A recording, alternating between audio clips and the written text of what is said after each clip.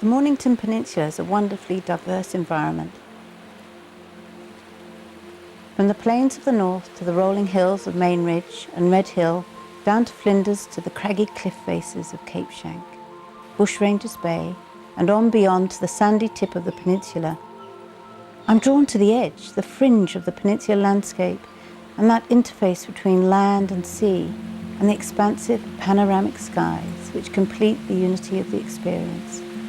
That combination fashions the drama of light, space and structure that is forever creating the various moods that are my inspiration.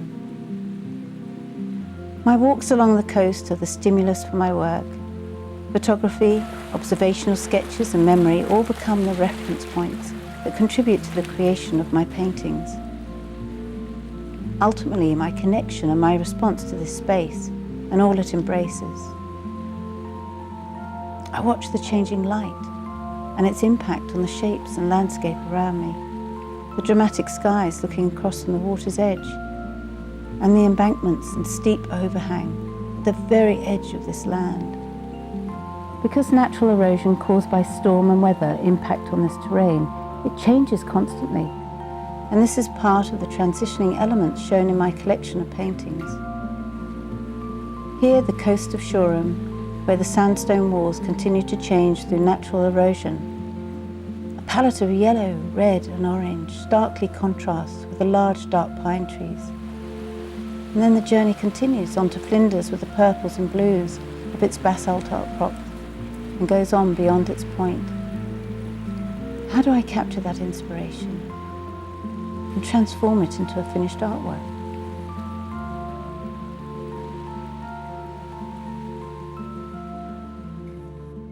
Hi, I'm Catherine Hamilton and I'm a professional artist living and working on the Mornington Peninsula.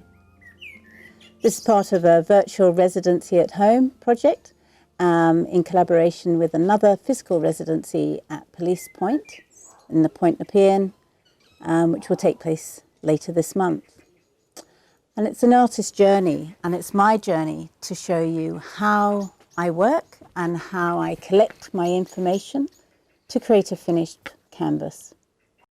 These are drawings and pen and ink washes that literally only take about 10 minutes each, 10 to 15 minutes each. I work very, very quickly. I put on colour, and this is enough for me to work a larger canvas from. These little ones are the tiny little sketches that I create of things that are growing on the cliff. And some of these are just little pencil drawings, little pen and ink, and I've managed to do a little wash there. I have a number of these, and together with the photographs, I create a portfolio of information. So these ones, again, little sketches done from the small photographs from there, collection of the story behind the coastal scene that I'm working from. Pictures like this, here and here, and me actually collecting colours from my surrounding area, from my environment, and it's those colours that I'm going to actually use in the final work. So I'm going to take you on a journey through my first sketch and how I work these sketches together. And I'm going to take one of these pieces, maybe this one as a reference, pretending that I'm sitting on the beach. We're going to use Unipens. Now the Unipens are fine, permanent drawing pens.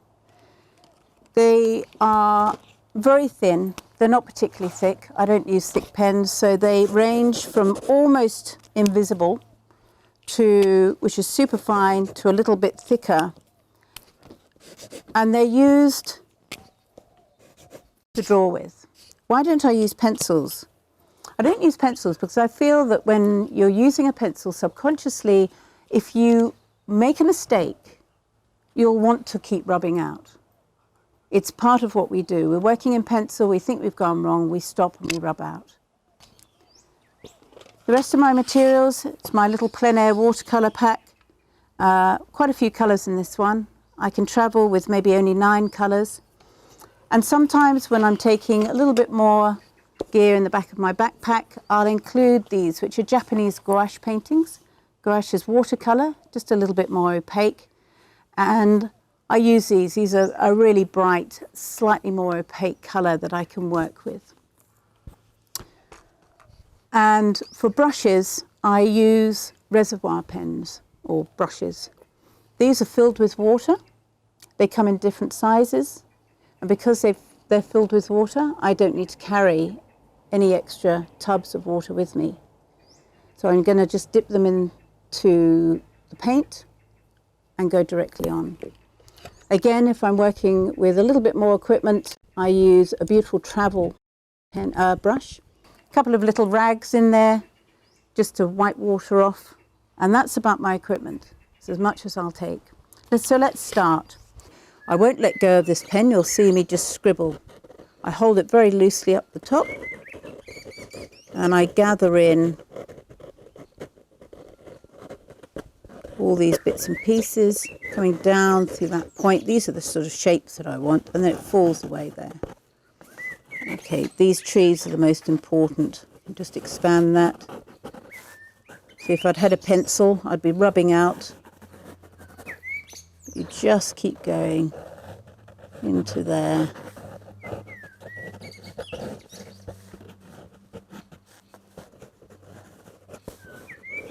I have to say, working from life, you know, sitting on a beach, I find it almost much easier. I think you're much more engaged with your subject when you're sitting on the beach. You're listening to the ocean, the birds, the light is changing, and I think you get much more focus. I find it very hard to work from photos. If you're a beginner, this is a great way to learn to draw. You get your confidence this way because you're almost sort of scribbling. If you look back, we were always scribbling or doodling when we were children. And if you take yourself back into that mindset, this is exactly what you're doing. I'm not worrying too much about that foliage. Right, now we can come down to the sweeps and we get this done quite quickly. All I'm looking at is the big shapes of dividing this subject up.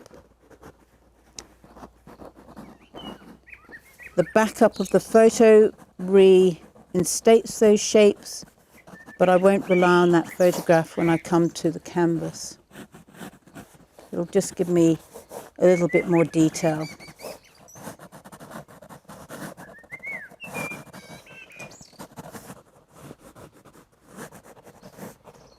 Just knowing where the beach starts.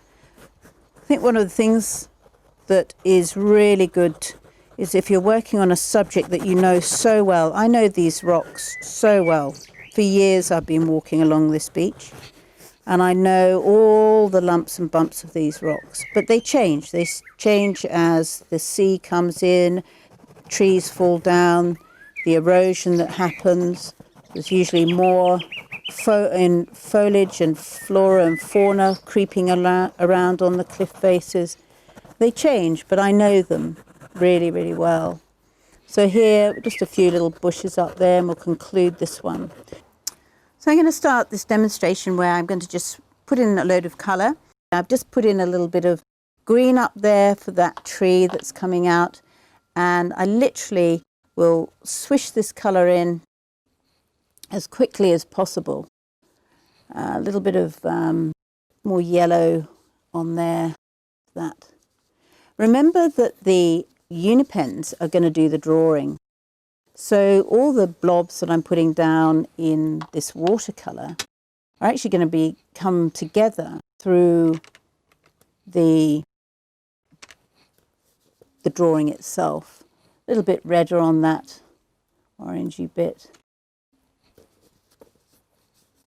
I'm literally just trying to bring in some of these washes, and this is exactly how I'll work on site. Just literally looking, responding to that and getting that colour in. So I've got this colour in my hand. I'm going to jump down and bring it back through here. And you can see how just pushing that colour in quickly, I'm looking at just all those lumps and bumps. Being watercolour, you've got to work with the lighter colours first, and I can put in those shadows. I love exaggerating colour, all these bright oranges in here.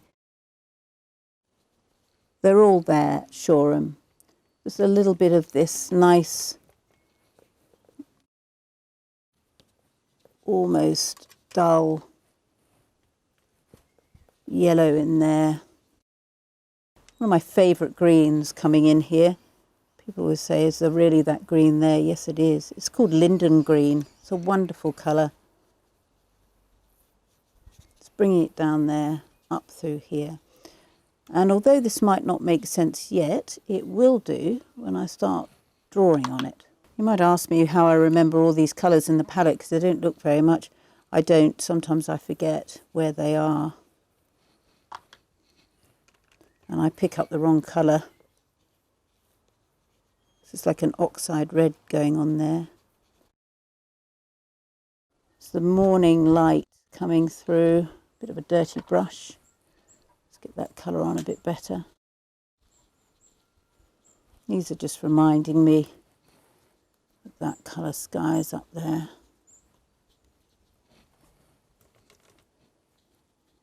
Oh, picked up some green.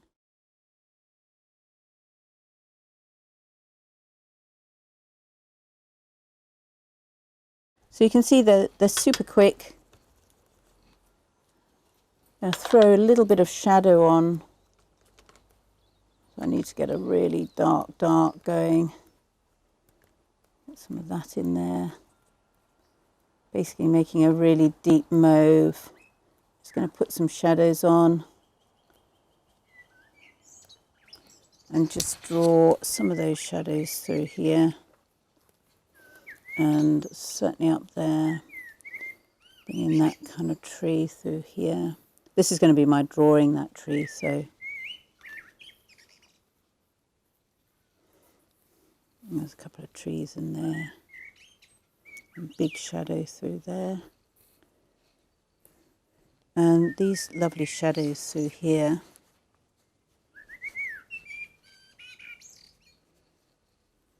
So it's a wonderful way to work when you're in a real hurry and just want to collect something down. Just going to create that. I know that this colour is on those rocks in Shoreham, that sort of almost pale pinky colour. Down here, just the sand colour. I'm just going to squidge that in to give me a reminder of kind of where that is. So lots of blobs going on there, which I'm going to collect up into a drawing.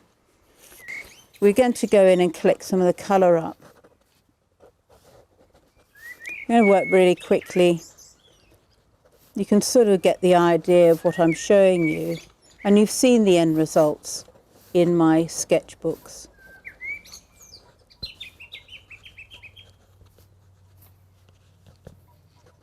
It's the placement of the trees. I love these trees because they just bend over into the most awkward shapes.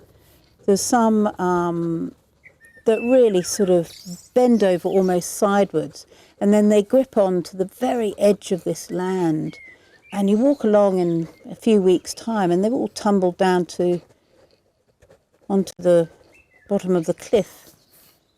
And sometimes loads of roots like this one down here, you know, the remnant of a tree coming down. You can exaggerate that in your drawing. There's nothing better than those beautiful roots that are coming down. Bit of foliage through here, one of these little trees.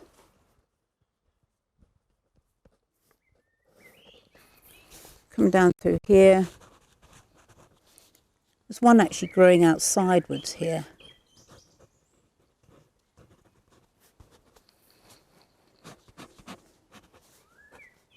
All these dark areas are the shadows that I look for.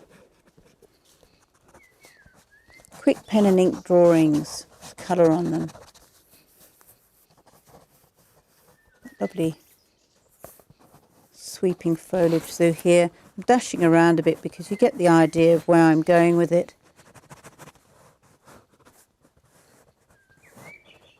Practice these over and over again, and you'll find very quickly that you can fill quite a few sketchbooks.